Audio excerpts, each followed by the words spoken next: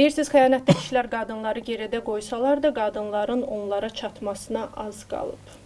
Utanverici məqamdır sizə görə, yoxsa normal qarşılayaq artıq bunu? Keçmişə gedirik, sanki o sizin dediyiniz o dönəm var, mağara dönəmi. Təbii ki, o dövrə gedirik də və nə baş verir, anlamaq olmur. Yəni, yaxşı ki, elə, belə deyək, DNT analizi var. Bəli. Və uşaqların kimdən olduğunu müəyyən etmək mümkündür bugünkü dövrdə. Bəli. Bəlkə də elə o dövrdə bunun qarşısını almaq üçün bəlkə də qarşısını almaq mümkün deyil. Bu şeylərə mümkün deyil. Qarşısına almaq həvəsinə girmək məncə çox yanlış bir şeydir. Çünki bu həyatın bir reallığıdır. Yəni biz nəyi eləyə bilərik? Biz öz münasibətimizdə eksiklikləri doldura bilərik ki, aldatma ehtiyacı yaranmasın.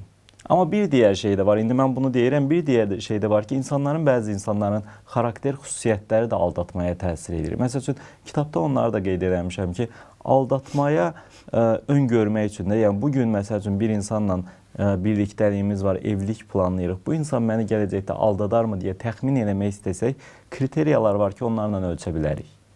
Niyə düşünürük axı biz ki, bu filan addımı atarmı? Niyə onu düşünüb artıq o içimizdə o qorxunu, o hissi yaşamalıyıq və başlayırıq sonra kişinin telefonunu qurdalamağa, başlayırıq onun öz əlinə daxil olmağa, bezdirməyə və nəticədə nə baş verir? Beyninə şuurlu olaraq özümüz yeridirik ki, sən bunu edə bilərsən. Öz-özünü doğrulayan kəhanət deyilir buna. Yəni ki,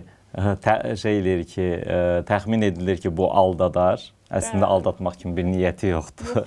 O qədər dediyiniz kimi o üstünə getmələrlə. Yəni burada kişinin xəyanətindən biz danışmağa başladıq. Qısqanc qadınlar olduğu qədər qısqanc kişilər də çoxdur.